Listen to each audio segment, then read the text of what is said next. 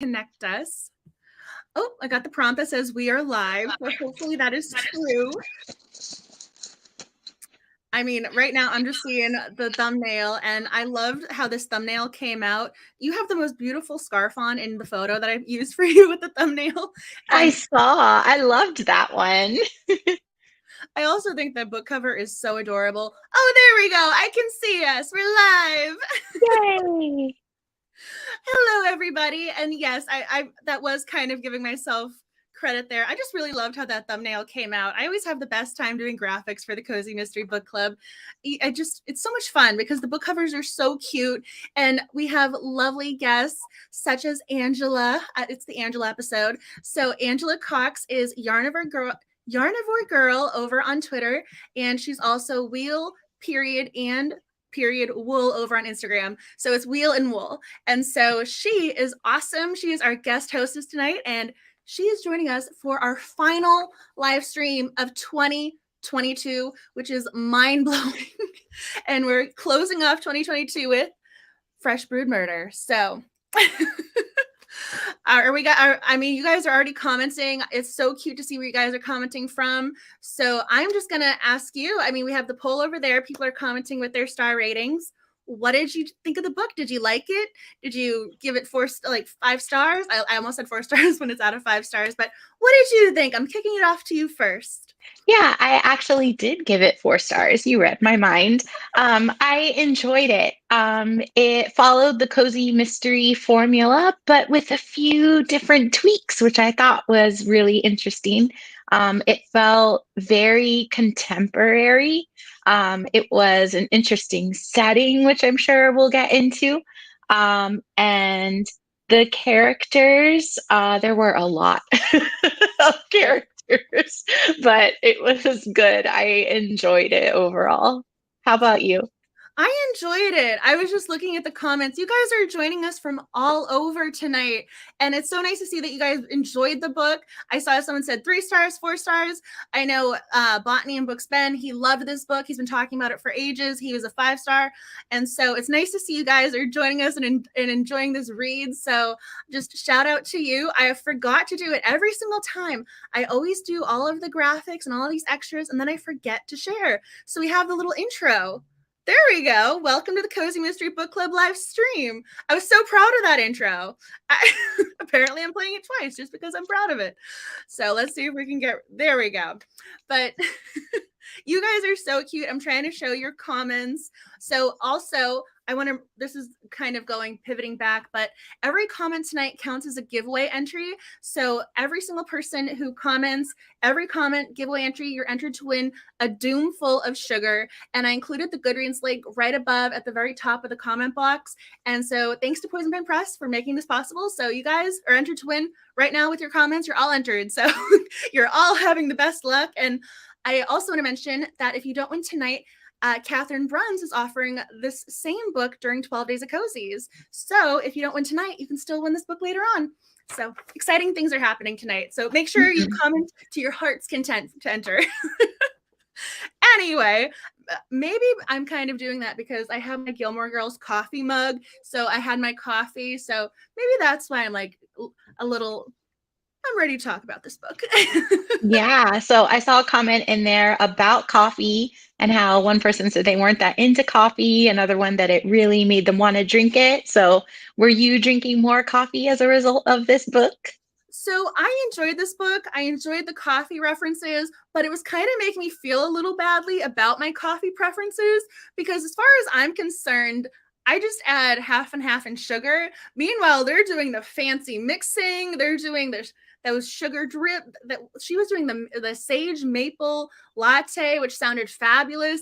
And I'm going, oh, this is so much effort. I was so impressed. Where I'm going, my simple coffee feels lackluster right now.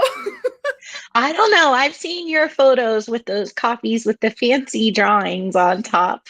So, True. mhm. I mean, again, that's from the actual cafe where they do they press the design into the foam, they burn it into the foam, and so they Oh. do the nice coffee. But when I'm at home, it's just the K cup. That's all I do. So that's why I think her love, and she's doing the drip and she's doing all these other things, I'm going, oh, she's putting me to shame.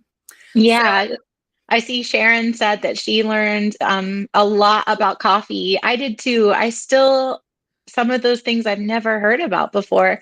It seemed like she was educating people about coffee everywhere she went. Even when she went over to her dad's house, we saw her coffee influence there with him. oh yeah, I mean, I have to say, this is going to sound absolutely ridiculous, because when a cozy mystery has a theme, you think that cozy mystery always has the theme embraced throughout from page 1 to the very end. That's not always the case. Sometimes the cozy mystery is supposed to have a theme, but it's a little more subtle. I loved how this one has coffee in the title. It has coffee as the series, it's in the series name. And it's actually coffee from page 1 to the very end. So it's throughout the entire book. You just get the coffee references. So it's like you get exactly what you signed up for. You know what you're getting into. And if you want the coffee references, she's got you covered. So I Yeah. appreciate that. And kind of one thing that was different with this cozy than others is that owning a coffee cart was her dream. So it's very rare that we start with the main character of a cozy actually doing what they have always dreamt of doing. You know, usually it's, oh, I moved from this town and now I'm, just at home with my parents or taking care of my grandparents' shop. But here we had our character who was doing what she had always wanted to, which was a different twist that I haven't seen before. Yeah, and I'm also sort of nodding because I think Emmeline Duncan was really clever with her approach, because she still gave the character and their coffee franchise room to grow, going, oh, we're thinking about brick and mortar and we can help people with their restaurants. So even though they had this great setup and they're doing their passion, their heart's content, they still had room to do things differently down the line for future books. You're going, okay, I know book 3, I looked this up because I didn't want to stare y'all wrong, and I knew someone was going to ask. So book 3 is coming out May 23rd. So I'm thinking, if this series ends up being like the coffee house series with Cleo Coyle, Oh at book my. 10, we can have them doing the brick and mortar. At book 12, they can be teaching a lesson somewhere and the coffee spiked and poisoned. I think there's just so much room for her to play around with the characters and the setting. So I'm kind of giving her writing props right now. Yes, she even had coffee at a bar, which I've only had ever one coffee drink at a bar. I mean, I'm kind of the coffee person that she despised in the book because I like a lot of fancy syrups and sugar with my little bit of coffee. um, but yeah, even the nighttime bar scene she was getting into with her coffee. She was definitely involved. And again, I think this is really fascinating with the millennial cozy, because this is right on that sort of track. But I was fascinated by the cart community, or what is it? I wrote down the name of, it's Railroad or the Rail Yard is the small town community. That's our cozy community.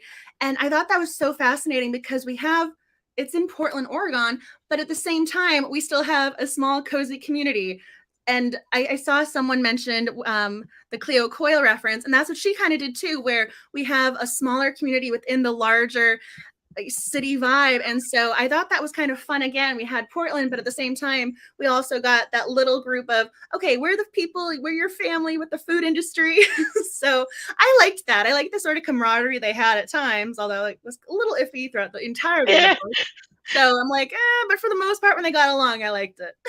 Yeah. And then we also had the other community subculture of the homeless population, Yeah. and kind of within that, also the more younger youth homeless population. And it was interesting to see how that population interacted with the protests that were going on about the construction across the street, and also tied in with the coffee. It was like their food truck area kind of brought everybody in the community together, no matter where they were from. I'm just sort of nodding. You just said that perfectly. That was so eloquent. Like, you just hit the nail right on the head. I love that.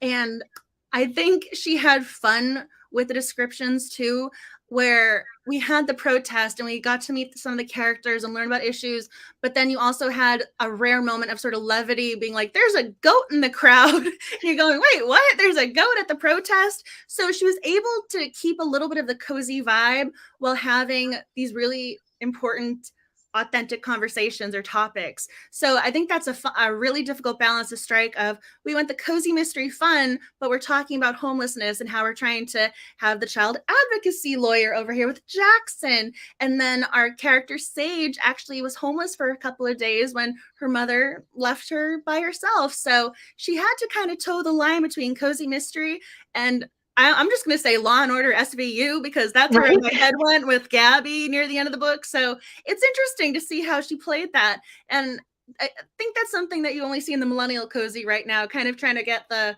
references of, oh, he's selling some drugs. But at the same time, we're finding the drugs in the little free library, which is more cozy. Okay, yeah, I highlighted that part because as a librarian, I was like, what? What are they doing to that little library? No, people don't really do that, do they? And then I'm thinking of all the little libraries that are in my neighborhood and, within walking distance from me. And I was like, those are sacred, the little free libraries. Oh, it's supposed to be like a holy place. He's hitting my heart when I read that. But again, that kind of weirdly made it cozy. He wasn't doing this giant drug drop. Like, he wasn't dropping off the drugs in this weird area and we had to go outside of the cozy community. It was in a little free library. So again, real issue, cozy setting in a way. Yeah, definitely. I saw somebody commented, Lori, I want to say, about how cool the Portland food truck community is. So that's interesting. I didn't do any research behind the, truth behind the area, but it sounds like that this may be something that is true to life, that the author may have experience with or did a little research herself to tie it into what's really going on in Portland. I find that interesting. Thank you for sharing that. I'm just sort of nodding, going through the comments. There's so many things here that I want to talk about, and y'all are so incredible with your comments. There's so many different areas to talk about tonight, and I want to make sure that I don't leave any of these questions out. Where did it go? I saw up above, it was talking about her backstory, being empathetic towards the homeless crowd, and someone else mentioned the board that she had, because those were the sort of details that took it from an idea to making it feel as if the character really experienced that. It gave it the genuine, okay, I've done my research. I know this community. This is how we can help. This is how, okay, if you ever want to volunteer, this is ways to do it. You would give the food, and we have the toiletry kits.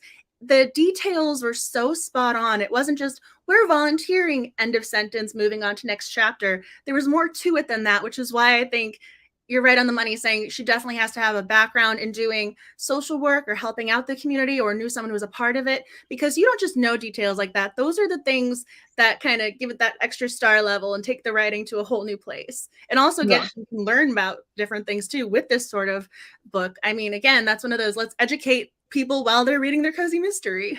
In addition to coffee. I would agree with you with 75% of that. I do have to admit that one thing that kind of made me go, was the part where they said that, at first she's like, I was homeless. I was 13. This, family I met helped me out. And I'm like, oh man, she's been through so much. And then it said she was homeless for 3 days. And I'm like, that's it? Yeah, I thought too, because that detail came out much later in the book. I thought we were going to find out she was probably on the street for 3 months or something. I thought it was going to be a little bit longer of a period of time. But I think maybe she was trying to say it was enough to get a taste of the life without having kind of more. A lot of her trauma is centered around her mother. So it was almost giving her an additional level of, empathy, sympathy, experience. But it wasn't as, I don't want to say as impactful, but she wasn't traumatized because she hadn't been on the street long enough to have those really awful experiences. So maybe that was a way of maintaining her innocence with it. And again, this character, Sage, is kind of adorable. She wants to be so positive and help everybody. So she's not jaded. And so she definitely was able to take that little almost like snippet of an experience and hold it close. Whereas I think if she had been on the street longer, she might have lost her optimism a little bit and made this a different read. But that's just my take on it. Yeah, yeah. I see some people commenting, Debbie and Emily, about the mom and how that line was or her role in the story seemed a little far-fetched. I felt the same way. I'm like, this seems kind of extreme. And I know it was to put in the twist about David knowing the mom. But I'm glad to hear there's more in the series because we were kind of left out in the open. I also remember thinking about how was her brother connected. So I guess they're half brother and half sister. But I Yeah. agree. The part with the mom, I was like, all right, she's kind of like a spy on the run, but a bad guy spy. I kind of was, for some reason, I thought of White Collar, where you're a bad guy, but at the same time, you're not doing like the worst crimes in the world. You're not killing anybody, but you're still doing things that are illegal.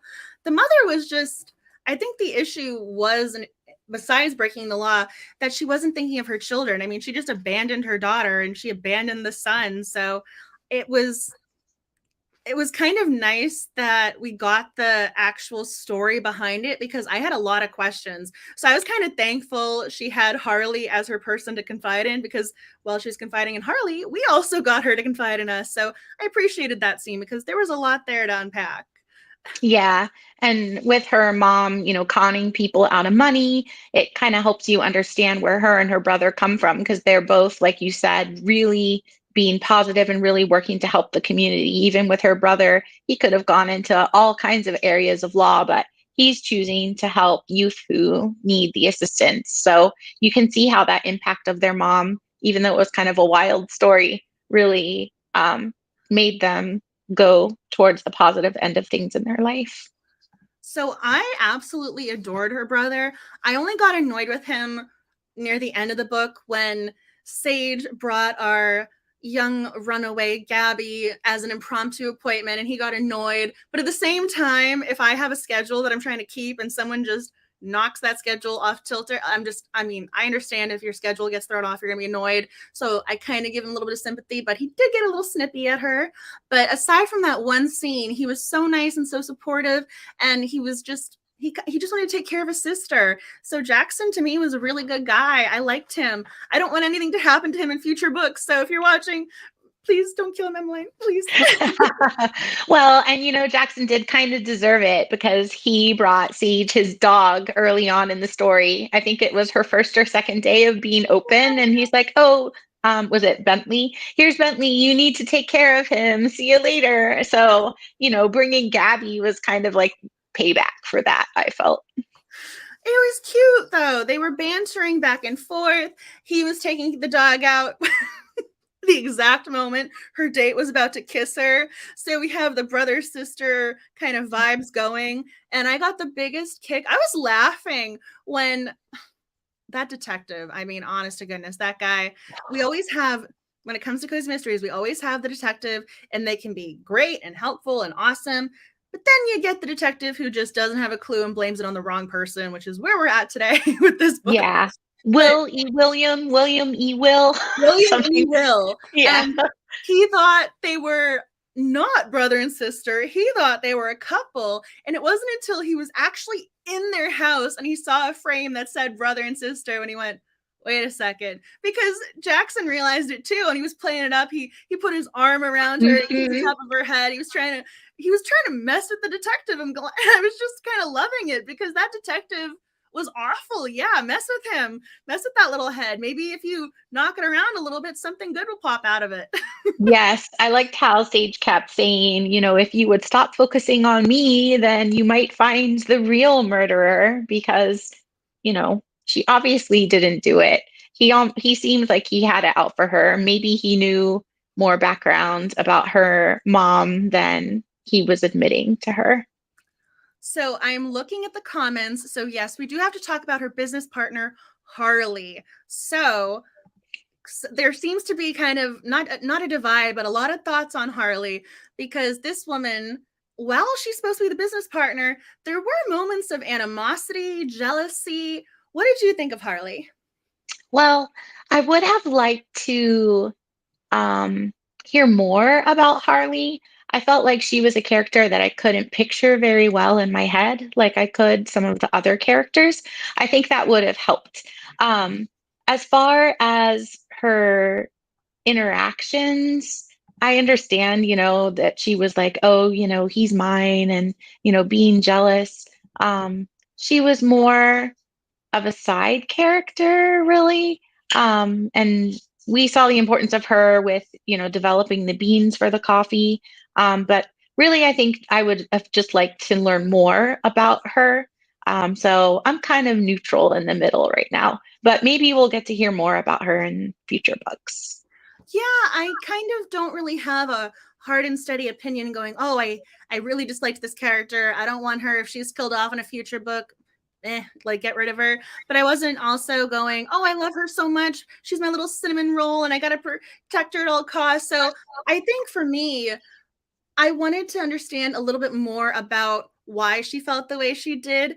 I understand when you go, oh, I'm calling this guy, I like him. That's girl code. He is off limits and you respect that. But if the guy who you call dibs on doesn't want you back, I think your dibs is kind of just null and void and you can kind of move on with your life. So they didn't exactly have the best date. It seemed to be more of a friend vibe going on. That's my personal opinion.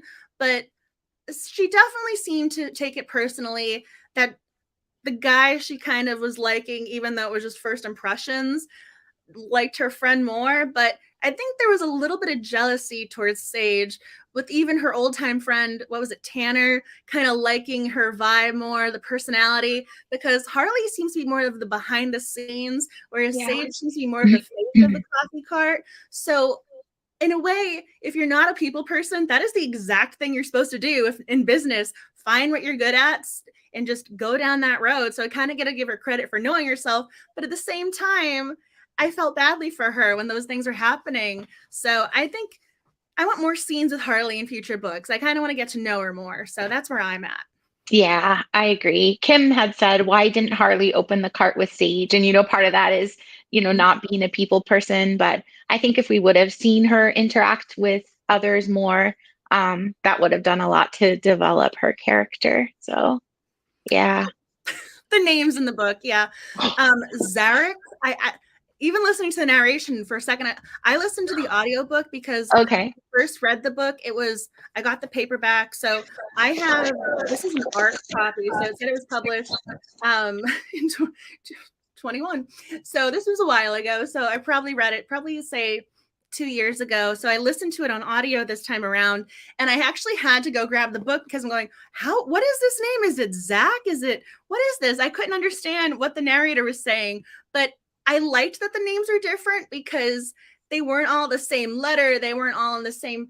One time there was that book, it was Sarah, Samantha, something like they were all with the same letter. And I'm going, okay, you're just an amalgam of the same character. I'm done. I don't know who you are. So at least this way, I wasn't getting confused. There were a lot of characters, but at the same time, I wasn't getting like Tanner confused with Miles, who wasn't getting confused with other people. So in a way, I kind of appreciated it, but I know exactly what you're talking about. Yeah. There were also, in addition to strange names like Bax, yeah, there were also just a lot of names. I remember at one point I was like three-fourths of the way through the book and I'm like, was it Rodrigo and Emma Diego. maybe? There was And Diego and Angela. Diego, that's There was it. another Angela. And I'm like, yeah, and Angela, that's it. I'm like, Angela? I didn't know there was an Angela in this book. I must have missed it the first time through. I don't know how that happened. I didn't realize that either. It was almost as if that was the forgotten food truck. Yes, yes. Okay, I'm glad I'm not alone. No, that was one of those. I had to go look at my notes. This is one of those books. So again, I'm going back to it. There isn't a character list, I'm pretty sure, but it would have been helpful to have a character list. That would have been nice because yeah, the names were unique and it was helpful, but there were a lot of food carts. So there were a Yeah, lot of effects. I agree with Allie. Too many characters with too many strange names. Two love interests, yes. And the thing that made this cozy different from others was that they were two love interests that she didn't really have to pursue, right? They kind of made the first move and she liked both of them.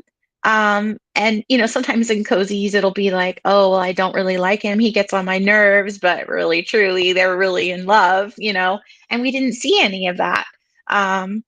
It makes me kind of wonder what she's going to do. And Zarek got really mad at her. I guess that was kind of to make us think that he was the murderer, maybe after all. But I don't know. I don't know what she's going to do as far as her two guys there. But poor Harley, she's left with zero. I just posted the poll. Who would you choose? I'm going to say Zarek or Bax. And so I posted this over on Twitter because even the dates they had were so different. And I didn't think of Zarek as a real suspect. He wasn't giving me that murderer vibe that you can get with some of those cozy mystery characters. So I wasn't that suspicious of him, but he definitely seemed to have a stressed out element to his character. He seemed overwhelmed because he kept mentioning he was concerned about paying rent. He was working every single day. He was trying to do all these things for his cart. He was planning ahead. I almost felt like he didn't have time for a romantic relationship. It seemed as if it was almost a little too much for him. And he kind of snapped at her when he realized, oh, it's Uncle Jimmy, and you should have told me that. It was almost as if he felt she betrayed him. Whereas, yeah, I understand she didn't tell you and you wanted to get in touch with him, but at the same time, he seemed kind of vicious versus just angry. So yeah, I have reservations about Zarek. Yeah, I think anyone who snaps that suddenly might not be a good lifelong choice at that time in their life. Yeah, I mean, he also only knew her a little while. That's a giant red flag. And we're not talking red herring. We're talking a red flag going right in your face. I like how Leslie says murder vibes. I mean, when it comes to cozy mysteries, you have that almost like curly mustache moment where you're like, where they give you that sort of villainous, they give you those impressions, and some cozy mystery writers nail it. You're going, oh, this guy is suspicious. We're putting his name on the list of suspects. That's it. I mean, I didn't get that from him, but I knew he was being set up as a side character. I'm just hoping that he's not going to become the full-on love interest. I did read the book blurbs for the second and third book in the series, but at the same time, I'm just going to say it. I'm going for Bax. I liked Bax. I thought he was nice and sweet, and she was the coffee angel to him. So I'm rooting for them. Yeah. They're talking about all the different names. Yes. Manny, I actually really liked Manny. I don't know. She didn't go into too much detail about him, about maybe how much older he was than Sage, but they seem to get along really well. And he's a very wholehearted human being. So I am going to add a third vote for Manny and Sage. Oh, okay. That's a good one.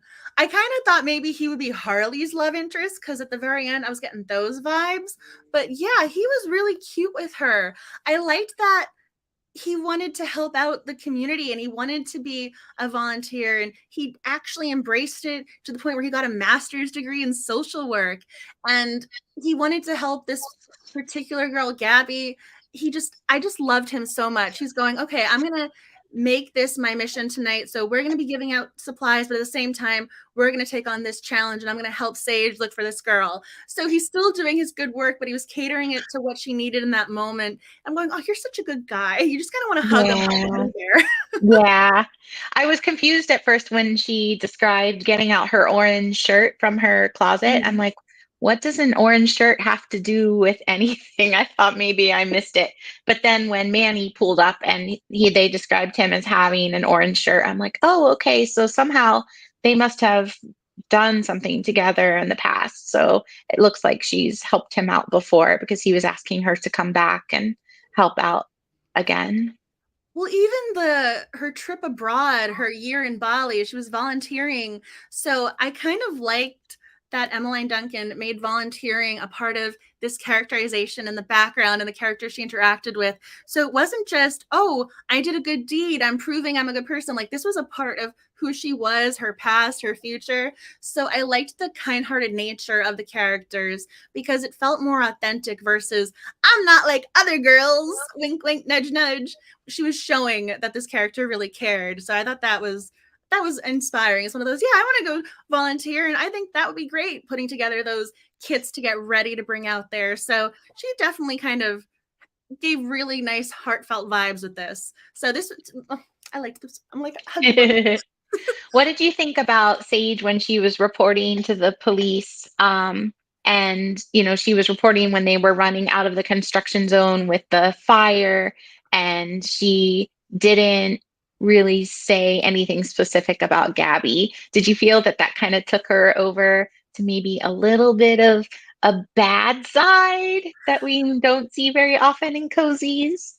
I have to admit that definitely caught my attention. And I almost feel as if the Gabby narrative was a little less cozy and a little bit more full on mystery or thriller, because that was the one that I mentioned earlier. It gave me the special victim unit, vibes, because I myself was kind of going, oh my gosh, what's happened to this girl? And they make reference to, we don't know what she's been through. We don't know if the boyfriend Tommy, they even say pimped her out or used her with the friends. And I'm going, oh my gosh. And then we never actually find out what happened to her. So the whole Gabby narrative was really, it was kind of, I mean, again, it was stressful. It was hard to read and hard to hear with the audiobook. It was really sad. And so I kind of got the impression that as the writer, Emmeline Duncan took the approach of, she's been in the situation of being homeless. So she's trying to be more empathetic versus doing what someone who's not from that background would do, where if you meet the mother of someone who's missing, you're probably going, yeah, here's where the child is. But since she didn't know, she was trying to figure out what was going on. I think the approach was different because of the background with the character. Whereas if, again, your child's missing, I'd be like, let me help you find this kid. I saw her. This is what she was wearing. This is when she came, the time of day. Let me find the receipt. Or like, I made a note of this. So the approach was definitely probably not what every single person would do. Ooh, we have a really interesting comment. If we don't find out later that Gabby is Sage's half sister, I will be very surprised. Ooh.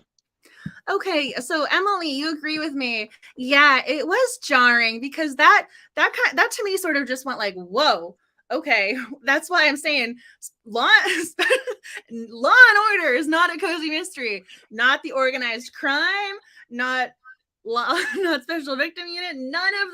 None of them are cozy mystery related. And so if that's what you're thinking of, it definitely is not the same vibes that you're used to as a cozy reader.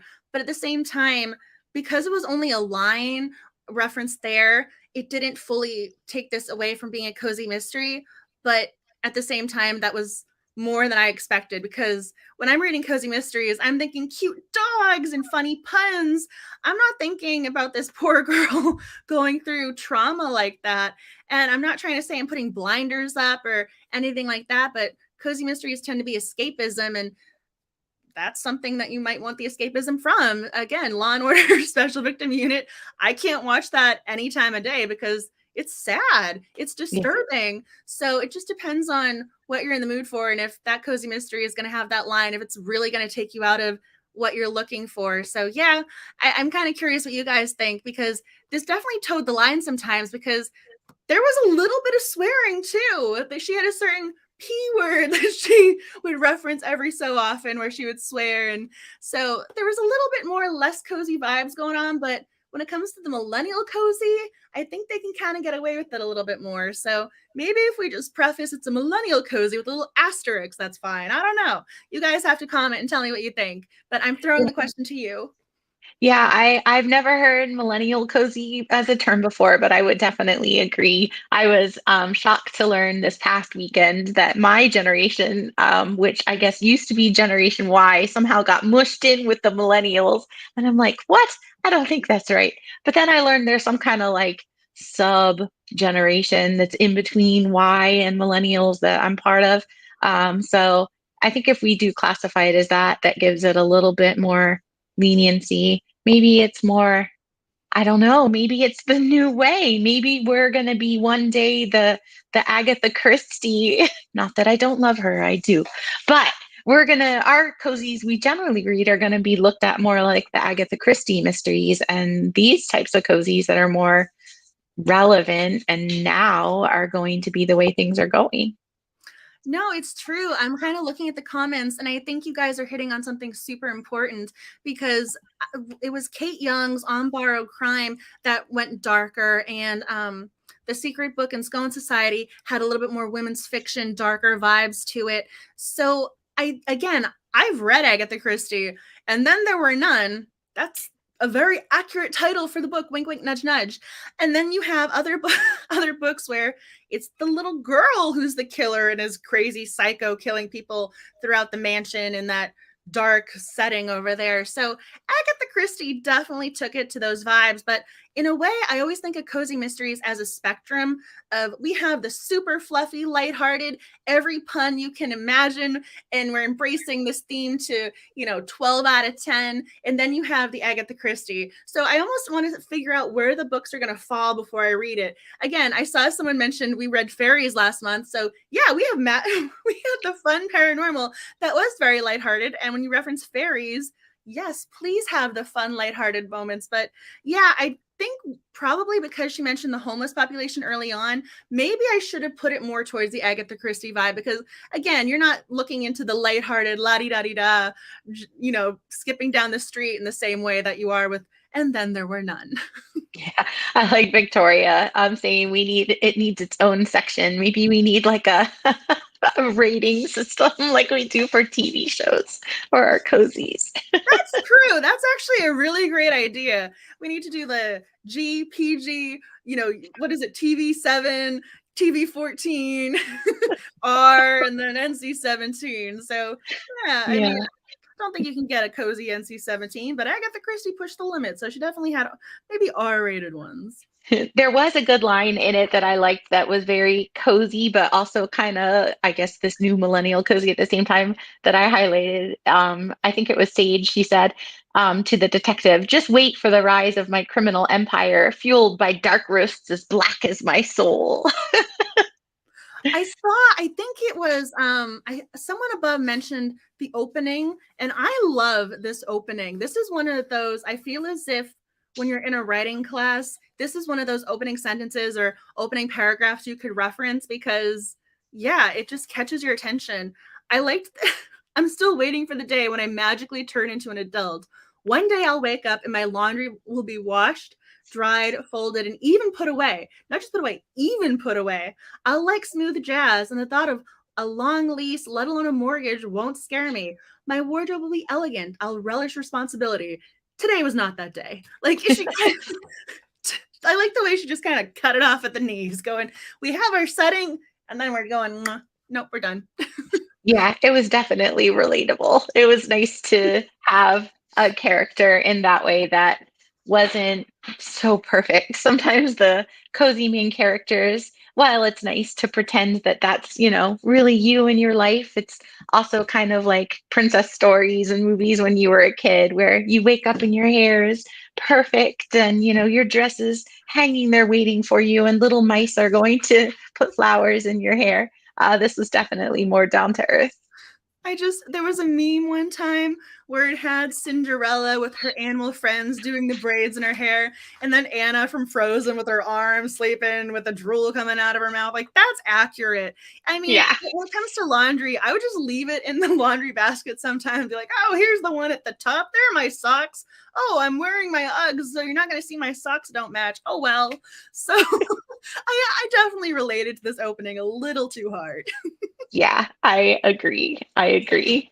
But it also worked though too, because we got the humor of it, and Sage definitely had that comedic vibe throughout the entire narrative. So I also think she did a nice job prefacing what you can expect later on, because I liked that kind of humor. Yes, there were darker moments, but still she had some humor to her.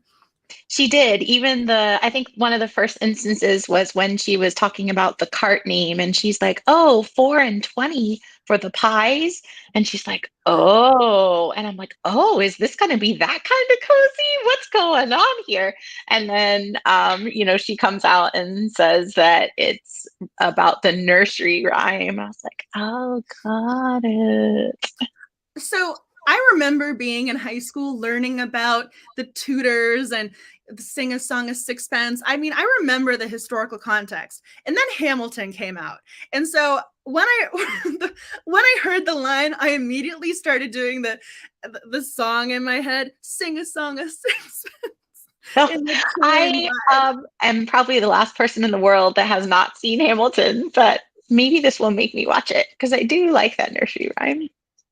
but it was just a throwaway line in one of the, I mean, again, I was not going to rap, I can't rap, but I love the songs, and that was one of the lines in there. So I immediately was thinking of Hamilton.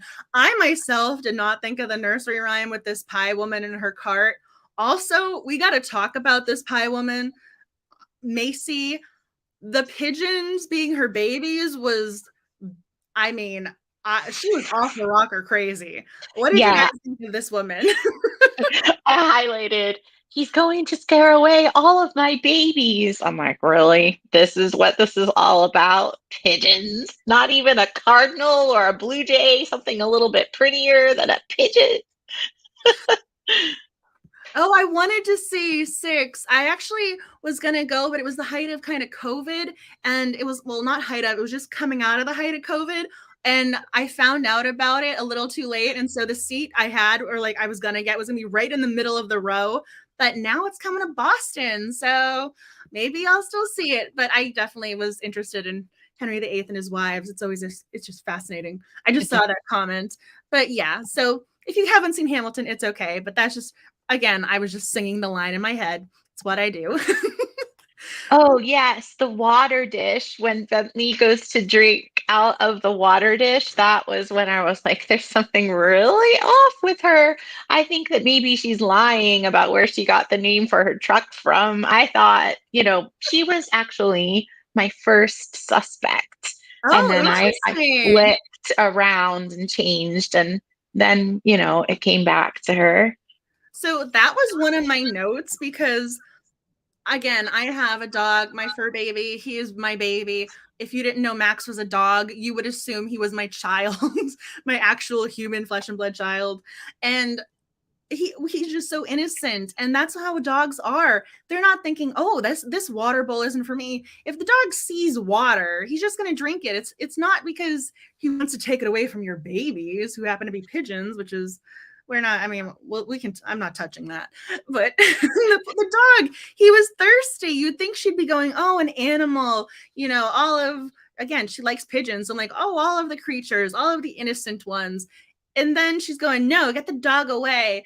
As soon as a character in a cozy mystery doesn't like the dog, they should just be the murderer. I mean, I actually didn't solve this one because I didn't get enough clues with her. I didn't pick up enough clues with her. But almost, but again, like looking back, I'm going, yeah, if you don't like the dog, you're the killer. Yeah. Mia's comment has me cracking up. She put, I loved picturing Macy going through the rail yard Kool-Aid Man style. I can see that with her apron and her needles, sewing needles. Oh my goodness. I actually just saw Brooklyn Nine-Nine, and they had Terry Crews do that in the scene. Terry, where they were talking about it during the episode, saying, "Can you do that? Can you actually do this Kool-Aid style?" And he finally did it at the very end. And then when I was listening to the audio, I'm going, "I got the reference!" I was so proud of myself. That's awesome. That's awesome. Oh yeah, Regina. Emma was my one of mine too that I switched my mind to. And especially when I saw her reaction when they found out that Jimmy was her uncle, I was like, yep, it's Emma, it's Emma. And then I think that's when they introduced Angela. And that kind of threw me for a loop. So yeah, I did eventually go back. So I also thought it was interesting. So at this point, since we're talking about the big reveal with Macy being our, again, she didn't like the dog, so she's the killer. She's just the killer. So Macy is our killer, and I was really happy with it not being oh, I'm going to confront the bad guy and put myself in mortal danger because I'm the sleuther and I can't die in this book. Again, that always bugs me. I'm going, this person killed someone and you're approaching them by yourself without backup. No. She went to talk to her because she was trying to be helpful about, oh, your nephew is selling drugs. And this is where I probably should have realized she was the killer. She's going, oh, that's entrepreneurial of him. Yes. What? I did not expect that reaction. Like it was going to add more money to her cart. What? I mean, that was when I was totally taken back by this woman, because when you think of the bakers with the Great British Baking Show or something, they're supposed to be very homey and have that sort of comforting vibe and be very low key and down to earth. They're not kingpins. And so the fact that she was just so disconnected and didn't mind that her bakery or her bakery cart was being used that way, and she just blew it off, that was when I probably should have been like, it's you. Yeah. I had also highlighted, I should have known you'd be a problem. After all, you let your dog drink the pigeon's water. Like Sage was the bad guy in all this, but here she is. Yep. Someone earlier had asked, was she the one that had stolen the second camera? That part I didn't think it was very clear, but it seems like it to me as well. I think she did. She just wanted to watch her pigeons and make sure they were safe. But you'd think that she would speak up and say that she had this so the police could solve the murder, but nope. Well, I like that we have Sage talking to her, and then she sees the apron and she goes, isn't that your favorite apron? I didn't make reference to that because when it comes to cozy mysteries, I'm usually really good about, oh, here's a little detail that I need to keep in mind. Here's a little detail that I'm making a note of. I didn't make a note of her favorite aprons. I just thought that was quirky. I mean, this is a woman who's talking to herself, humming to herself, walking in wrong direction. She's absent-minded. The pigeons are her babies. So when it came time for that reference, I just kept going. I didn't make a note of that in any way, shape, or form. So when it came back around, I'm like, oh, I should have caught that, but I didn't. Yeah, I see in there about what was her reason for killing David again. I had highlighted where Macy had said that David wanted to find blackmail material to force your uncle to sell this lot to him. So I believe that is the reason. It wasn't super clear. So I also had to make note of this because the new building was going to have hawk noises and they were going to scare her babies away. Oh. So I also thought that was, you couldn't just ask them to change the music or the noise or the setting.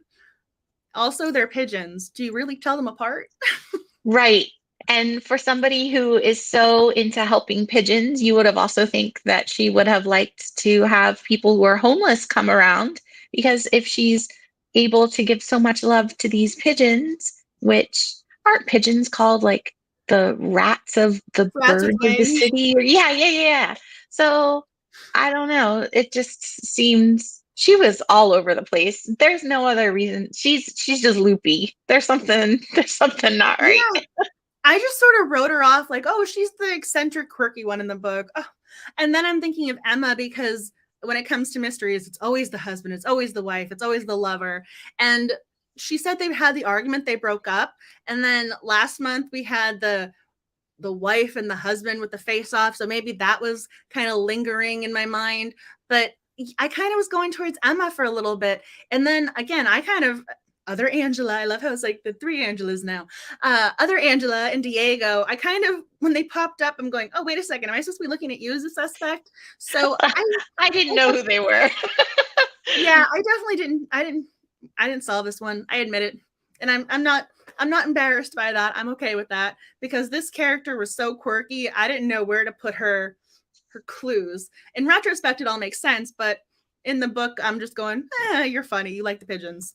Yeah, I think, maybe going back to the character name list, that might have helped to solve the mystery a little bit better. I was so, like I said, when the name Angela popped up, I felt like I missed something, like some section of the book.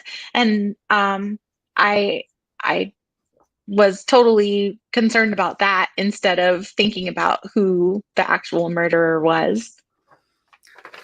So I have a random note here because I kind of thought this was awesome and hysterical, and I need to go read books 2 and 3 when it comes out, because the best friend Erin, the photographer, was adorable, and she just sort of popped up randomly. Yes, She helped out taking the photos and the promo. But I yes, loved how Sage was the step-in bride wearing the gown. Then she ends up on a billboard. billboard. That was really weird. I don't know what the purpose of including that in the story was. But I Um, liked it. It had really? nothing to do with the mystery. I just thought it was hysterical and just something really cute that was included. I just wanted to mention Erin in the photography because that made me happy. I just wanted to throw that out there. It made me kind of feel like I was turning into Macy.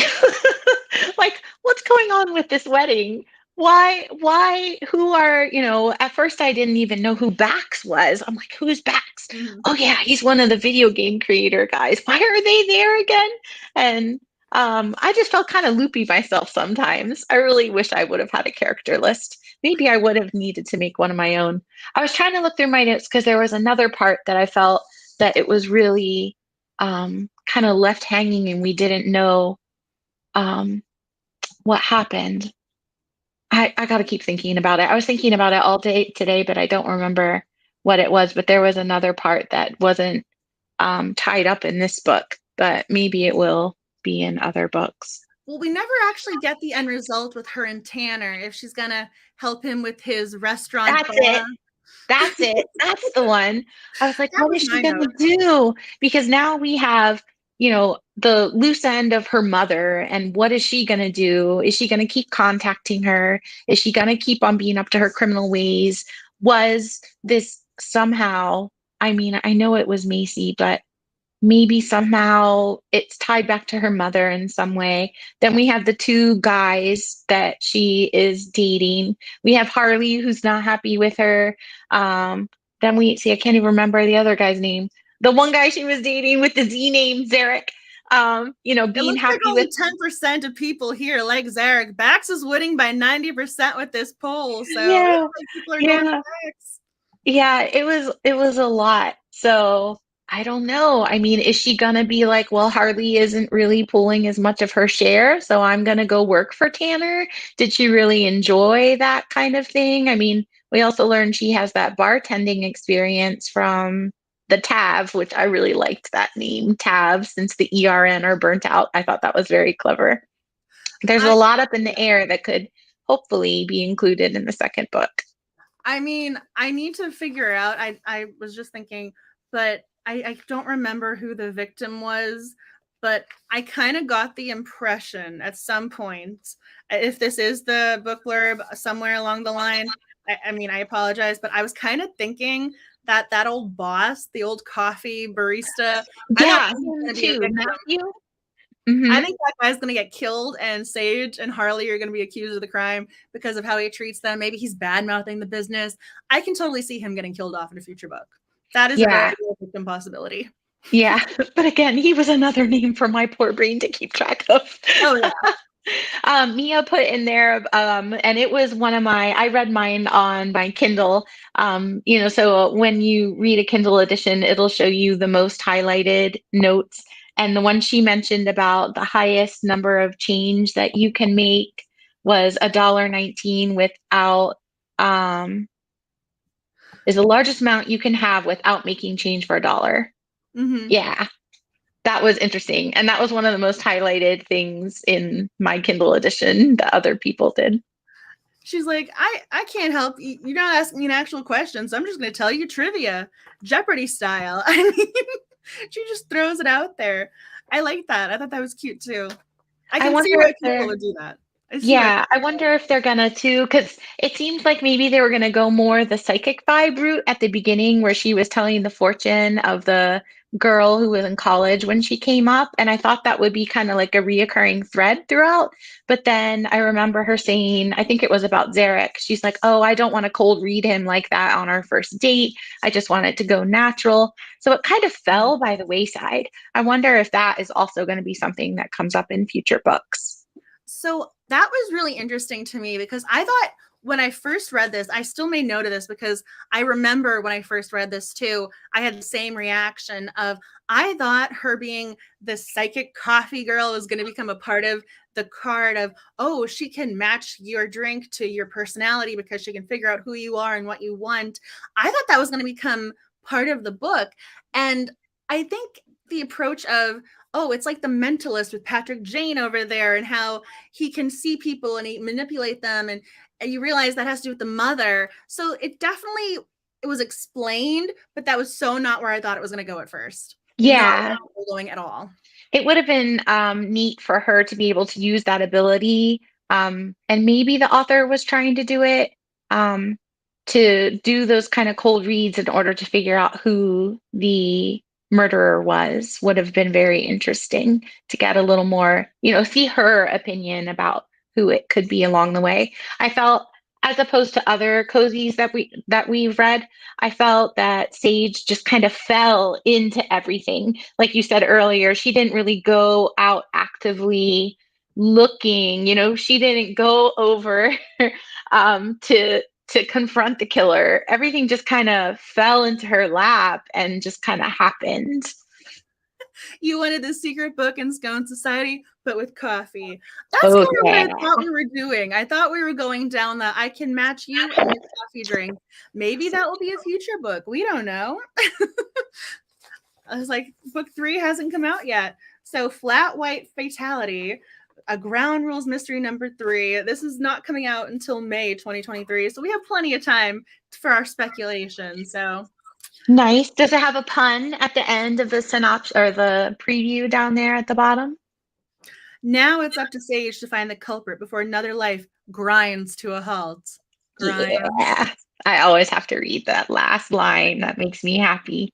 Hannah, I would pay good money to read a cozy series like Psych. There actually are Psych paperback books. They're really good. And I have a reveal coming that has to do with the psych books. So I got you. I got you. Nice. Again, I'm always working on stuff. So I got you in mind. Don't worry, I got you covered. But there are psych cozy mysteries. There are 5 of them. But it's hard with the dialogue they do with psych because it's so fast paced and all the 80s references and pop culture, and it's just the back and forth with him and Gus. I would love to see that with female sleuthers having that same back and forth, Sherlock and Watson. I know Elementary, she read by Vicky Delaney, has female sleuths, but I would love to see that same type of psychic vibe, best friendship with female protagonists. I think that'd be great. If you I guys think know that's a that book, book that you need to I think that's a book you need to write, Angela. We'd all buy it. We'd be your number one fans. Someone mentioned this earlier. So I actually made this shirt with my cricket. So Nice. yes, I was like, I need my new sleuther. But if you guys know of that book, I want to see it. But I really like it when the female friendships and cozies are so positive. I don't like that, oh, she's the mean girl in high school. We have this animosity and we can't ever be friends and hold my back against them. I love the 2 women that support each other and root for each other. Like, that's what I want. What was it? Yeah. The Ghost Mystery series. I loved the best friend. She was so excited and so happy to help out. Like, that's what I want. So I would take the psych vibes and I want to see where we can go with that. So if you guys know of that book, you got to tell me. Yeah. Or maybe in book 2, Sage and Harley will become that. Maybe there will be this total, like, both of these guys are wrong and they get together and they make things happen. Who knows? I mean, I'm really curious at this series because we know Emmeline Duncan can write. Like, we've established that. This was a very well written book. So I'm giving her like the little applause at that one. Yeah, and she definitely has a lot of different routes that she can take and a lot of different characters that she can play with and kill off. Oh yeah, there's some characters I would not miss. I'm like, yeah, you have an attitude. But it was cute though that they had I was like, where are the titles? So we had Fala Awesome, Cartography. Like, we got the same cozy puns in there, but it was the name of the card. So I kind of got to give her the cozy vibes with that too. So even though it had some darker moments, she still had some of the classic coziness. So I just wanted to say I like the names of the stuff. Even Puddle Town being the name of their business area. Like, that was so cute. Yeah, it was definitely great. My shirt today, it just came in the mail today. It was perfect timing. It says, Books are the gift you can open over and over. That Isn't is that a great? great shirt. Is Yeah. that from Jenny Literary Creations? Piper and Ivy. Oh, okay. Because I know Jenny has some really great quotes. Okay, so I need to go look this up. You said Paper and Ivy? Piper, Piper and Ivy, P-I-P-R. excuse me. Okay, so Yeah, I I gotta check have that out. almost their whole collection. I wear a different one to work every day, and the kids are like, "Oh, I get it, Miss. I understand your shirt." So it's good. Oh, cute. Ooh, so we got, okay, you guys are so cute. Oh, okay, so you guys are mentioning the other ones. Oh, thank Ooh, you. I love Hart. this shirt. Oh, okay. So I got to keep reading the Yosemite Brown books. I think I kind of left off at that because they changed the narrator from book 1 to book 2, and that really threw me for a loop-de-loop. It's like when you get the paperback book and all of a sudden the next book is in hardcover and they're different sizes, like it just throws you off. Yeah. So I got to go back to Yosemite. Like that's one of those series where it's really well written and I want to get back into it. So I'll get to book 3. That will happen. Yeah. Rants and Reed's Taco Cat. That was my favorite food truck too. My family and I had just had a discussion about now I forget what it was. I was so smart the other day when I remembered what those words are called when they're the same forwards and backwards. And we actually learned that madam is also, oh my gosh, the same forwards and backwards, which there is a term for it. And there was one more. No. I'll remember when we're all done and I'm not in front of lots of people. Palindrome. That's it. Thank you, Marta. There was an episode of Monk where they mentioned palindrome because what was it? Nevin, she mentions like it's a palindrome. Nevin Bell. I've seen every episode of Monk multiple times, which is why I know that. So Yeah, you guys are my people. You understand why I can say that. we understand. I was looking at my Angela Lansbury pop figure that I have on my cozy mystery shelf the other day. They might. I wonder if they have a Monk Funko Pop figure. That would be a good addition. That would be amazing, and I would buy multiple ones so that I could put them like different bookcases and throughout the house and gift it to people. Yeah, hide in places. I Make know. people I think wonder what he's they had a doing. special. I think somebody created a Sean and Gus one on Etsy, but it was really expensive because it was a specialty. It wasn't from actual Funko Pop. It was someone Yeah. making them, and so it was not official. But I was tempted. I was looking, Angela, about our next book. What is it? Mistletoe Murder? Yes. So we have a buddy read for December because we have 12 Days of Cozies, December 1st through December 12th. So we have 12 days of coziness. I can always talk to you guys about that in a little bit, but because of the holidays at the end of the month, it just seemed like a better idea to do the buddy read. So let me see if I have my images. I know I included the link to it up at the top of the page. So I know the Goodreads link to Mistletoe Murders is there. I also shared it over on the Twitter account, and I'm pretty sure I included it in one of the Instagram stories where I linked it. So yes, you can see it right at the bottom. I actually had another image with check marks on it. So after tonight, we have Mistletoe Murder, and that book cover that I have in the image is the older version. The new one now has 2 reindeer on the cover, I believe. So you can get them. There are multiple book covers, so you guys can take all of the photos for 12 Days Cozies. But yes, so that is our next buddy read, and that's the last one for 2022. And yeah, I know.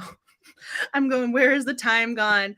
And so we officially have all of the books for 2023. It took a while because we had multiple ties, which I was kind of anticipating. So I am so glad that we took the time and did it one week. We did one poll a week. We had the multiple weeks for the vote offs.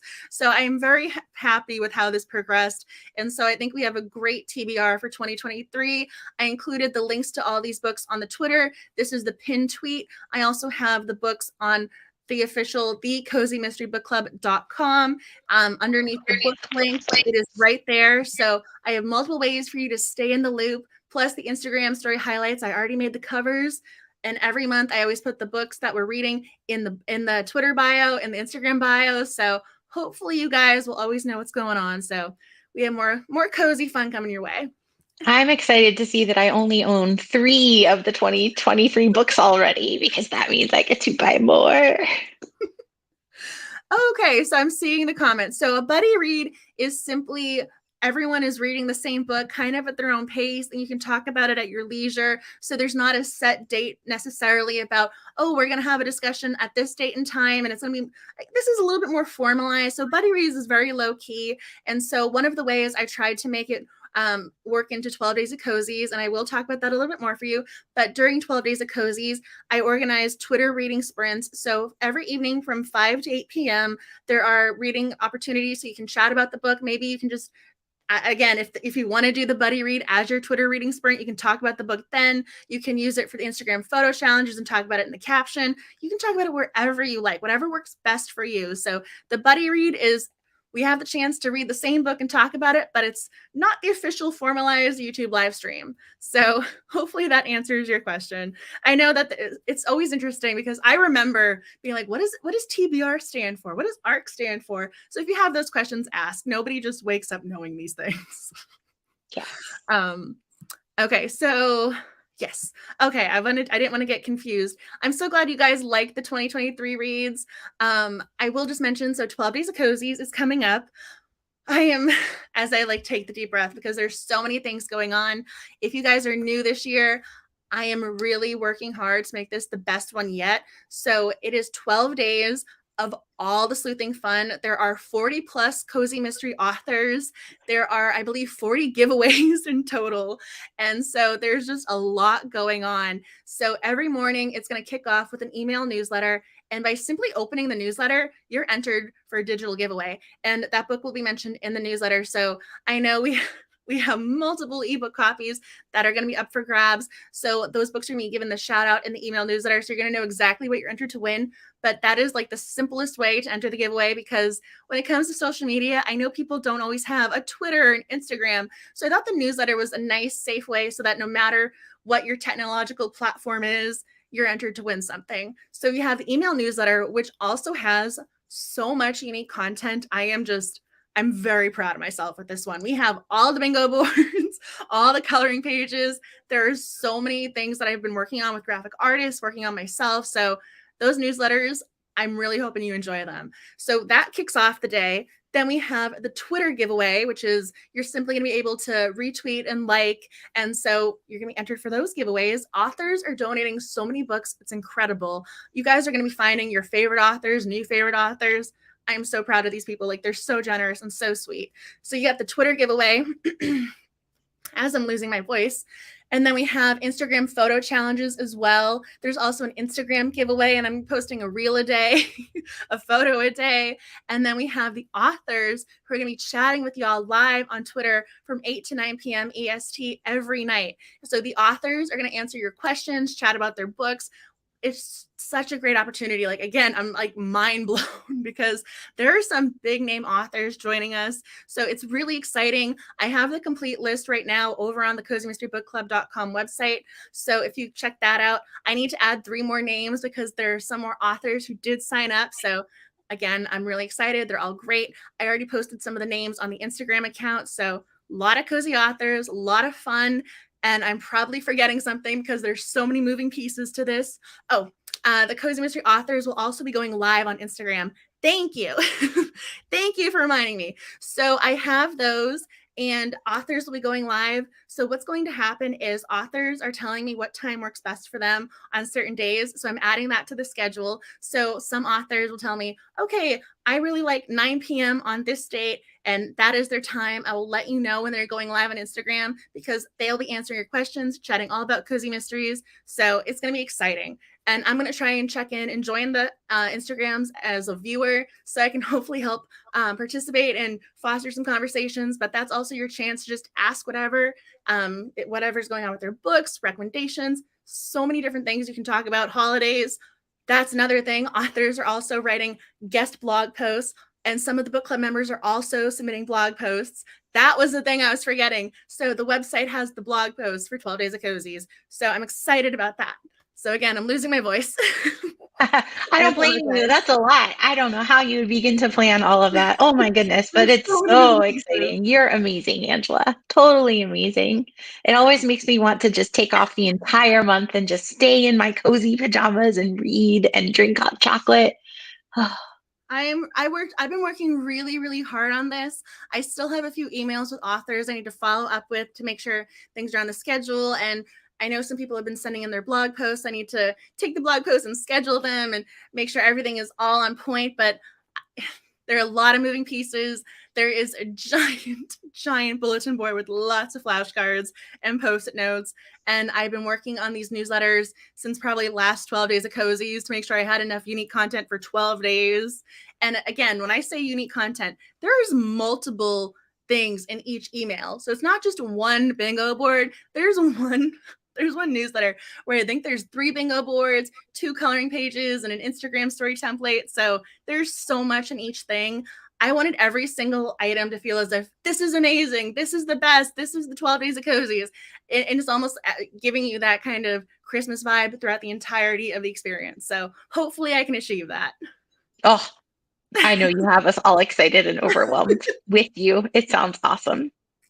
I really hope it is. I kind of am getting nervous because, again, I've been working on this for so long. It's one of those, oh my gosh, it's here, it's coming. So there's that nervous kid energy where you're going, oh, I'm so excited for that first day of school, but you have the reservation. So I'm really hoping I can deliver and give you guys a good experience, because I said this last year, it's kind of like my love letter to the Cozy Mystery community, because you guys are taking time out of your day to read Cozy Mysteries and chat about them with me. And this is my way to show you how much it means to me and how much I appreciate it. So this is my kind of gift to the community, organizing this and working with the authors. I mean, it's just a lot of, I just want it to be really positive and just a great opportunity for everyone. So I hope that you guys will find your favorite authors. You'll meet your new favorite authors. So hopefully there's just all the coziness coming your way. I agree with a lot of the others in the comments that we're only on Twitter because of you. So thank you. I'm really hoping that Twitter stays around. I've been creating a lot of Twitter content. I try and use it. I used it to do the polls. So again, I'm really glad everything with the polls was done in the way it was with the timeline, because this was before the Twitter dilemma, dumpster fire, whatever you want to call it. So hopefully Twitter will stay around. I did make the TikTok. So I need to be able to log into it, but I did make the TikTok for @Cozy Mystery Club, because that's the handle across platforms. So I did make it. So those Instagram reels that I promised, I will also post them to TikTok. I am new to it, but I will try. So that is my backup. So I'm biting off another piece of this cozy pie. Like, okay, instead of just getting rid of Twitter, we're going to add something as a backup just in case someone is not on Twitter anymore. So I got you covered. Like, no matter the platform or however you want to celebrate coziness, I got you covered. You're awesome. Oh, thank you. You guys are so sweet.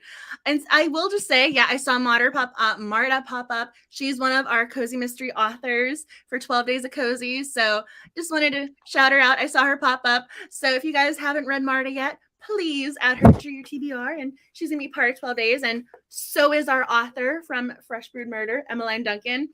I also need to sit down and edit my podcast with her, because I interviewed her at Malice Domestic, and this has been on the to-do list forever. She was so sweet. She talked to me. She was just so awesome. So I'm really hoping I can get that edited and ready to go in the next couple of days and have it be a part of 12 Days of Cozies and a sort of post live stream discussion celebration of, hey, now that we've talked about her, read her books, and have added the second one to our TBR, let's listen to the interview. So hopefully I can get that done for you guys, in addition to all the 12 Days of Cozy stuff. So again, no wonder I need the caffeine. Yeah. Send all the coffee to Angela. But hopefully I answered your 12 Days of Cozy's question. I know there's a lot to that answer, but hopefully that will give you like the overview of what to expect. I also filmed an Instagram highlight, which I made sure was saved to the main Instagram page. So it's actually labeled the introduction for 12 Days of Cozy. So just in case you missed something, I talked it out. And also the website has all the information. So hopefully, no matter what's going on, I can find the answer. You can find the answer to the question you have. So, oh, thank you for joining us. You guys are so sweet. So if you have any additional thoughts about Fresh Brewed Murder, please comment. Any other questions? Now is the time. Put your final entries in with those comments for a doom full of sugar. Again, it's called doomful. I had to look it up because it's not a real word, but it sounds like it should be, but it's not because of the underlining. But a doom full of sugar. So, oh, you guys are so sweet. Thank you for joining us. And do you have any other thoughts on the book, or are you joining 12 Days of Cozies? Do you have a favorite event or advice for people who are joining for the first time? I'm throwing it back to you. Oh, I'm excited. I always go into this, I'm like, yes, I'm going to read. My problem is that I fall asleep. So I have to like read, get up, walk around, maybe close my eyes a little bit and then open my eyes again and read more. Just everything is so much fun. To be able to comment with each other and the buddy read, to be able to just sit down with the coloring page. Like it's all fun. I look forward to the emails every single day. I don't even remember what year of doing this with you is for me. Maybe 5, 4. I don't know. It's been a while now, and I'm Every year I excited. keep trying to like outdo myself. So this year I feel like I bit off a lot. Like it's a lot to chew, but I'm definitely hoping that again, I'm just giving you guys like, again, like a 11 out of 10 star experience. So Yeah. I've been working on this content. I kid you not, since literally last year, probably the week after the last 12 Days of Cozies. So that's why someone, when they mentioned like there's a lot of content, yes, I've been taking Christmas photos since literally February. So there's a reason why the Twitter account and everything else, I do the content myself. I'm the one taking the photos and doing everything, but it takes a lot of time. So I see Emily has been up. I think she was somewhere really far away. I remember Tel Aviv, maybe 3:15 in the morning there, and she's going back to bed. That is some dedication to wake up in the middle of the night to listen to this cozy mystery live stream. what? Oh my goodness. I Where is hope this you had a great comment? time. Who said this? Emily. You just really, that is so amazing. Oh my gosh. Oh my goodness. That just made me so happy. Oh, I'm so honored that you joined us and woke up to do this. That is just absolutely incredible and just yeah, thank you. I'm so appreciative of you. That just is so amazing and so cool. I mean, I just kind of want to give you like all the virtual hugs. It blows my mind. You guys are commenting where you guys are viewing from. It's just, it's so great to see you guys celebrating Cozy Mysteries just now across the globe pretty much. So thank you for joining tonight. And I'm really, again, this is why I want 12 Days of Cozy to be awesome, because you guys are awesome. You deserve the fun and all the coziness. I want all the coziness to go your way, and you can find the like you will win from a giveaway and all the other fun stuff. So again, this is my way to say thank you, and thank you for joining tonight, because this is the last live stream of 2022. So if you have any final 2022 live stream thoughts, now is the time to post them. Before we say goodnight, and I gotta go take care of the little fur baby who's probably wondering why I haven't been paying him attention. Oh, he probably misses you dreadfully. Poor little Max. It's been a whole hour and 20, 30 minutes since he's seen you.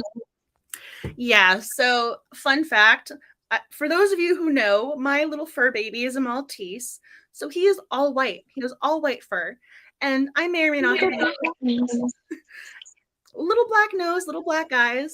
I may or may not have been painting and crafting and doing something. Wink, wink, nudge, nudge, might have been for 12 Days of Cozies. And he may or may not have sat down on some purple paint. So, all the colors, purple. Yep. And yep. So he's got purple paint on his cute little white fur. So you guys have not seen him tonight, but I will try and give you a little shout out on Instagram or something to show you the fun. Yeah, I think we definitely need a picture of Max's new color. Well, he's probably all cleaned up. Thankfully, it was acrylic, so hopefully it will just wash out. I've been working on this for the last couple of hours. So, yes, again, this is the same thing as when I forget I'm wearing lipstick and I kiss his forehead and he's got a red lipstick mark right there. So, yeah, trying to keep the little white fluffy puppy clean is definitely a challenge. So, a little story while you guys had last few minutes to comment, but you guys are so sweet. Just thank you so much for joining, and I'm so glad you enjoyed the book. That is That makes me so happy because I never know when we come to the book club how you guys feel about things and what you take away or enjoyed, what the favorite line or character was. So I'm so happy that this was a fun read for y'all. And even if it had darker moments, you enjoyed it. So I had the best time chatting with y'all. And Angela, she, again, it sounds so weird when like you're talking about yourself in the third person. I'm not, but Angela Cox over here, Wheel and Wool over on Instagram, and Yarnivore Girl over on Twitter. I want to make sure I say this correctly because she's awesome, and I want you guys to be able to check her out. So I will include the links to her social media accounts in the little bio drop down box when it comes to YouTube, and I'll also include them again over on Twitter because she is so awesome, so sweet, and thank you so much for taking the time out to join me tonight and chat about this book live. So thank you for joining. I've been looking forward to it for months. I'm so excited. It was great. Well, I also want to give her background a shout out because that is so awesome. She's got the beautiful Christmas tree. She is ready for the 12 Days of Cozy's vibe. She's got the holiday vibes behind her, all the coziness. So she's got the bookish shirt on. She was ready to host tonight. So that is so great. And I'm so appreciative of that. So a giant shout out and applause. I'm holding my little coffee, but I'm like, I wish I had sound effects to do like the applause. But thank you to Angela Cox. I don't want you guys to think I'm thanking myself, but thank you to Angela. And thank you guys for joining. So what I will do is I will go through and convert every single comment to giveaway entries. So make sure you check out the Instagram and Twitter accounts in the next probably 2 days to see who the winner from tonight is for A Doom Full of Sugar. And shout out to Poison Pen Press for being awesome and offering this book as a giveaway. So I will make sure that giveaway happens. And maybe you can get this book for 12 Days of Cozy so you can join the reading sprints and have this book for you. So we'll see what happens, but definitely having that giveaway announced pretty soon. And hopefully you can join 12 Days of Cozies and enjoy all of that fun. So the sleuthing fun is coming your way. I had fun tonight. So hopefully you're just enjoying all this coziness. So thank you again to Angela Cox for joining. Thank you for watching. And I feel like this was a really great live stream to end 2022 on. So I'm really happy that you guys joined, took time out of your day to celebrate Cozy Mysteries. So all of the shout out to you guys. So please stay safe, healthy, happy, and you are just enjoying all of the sleuthing fun. So happy reading and please stay cozy. Bye, everyone.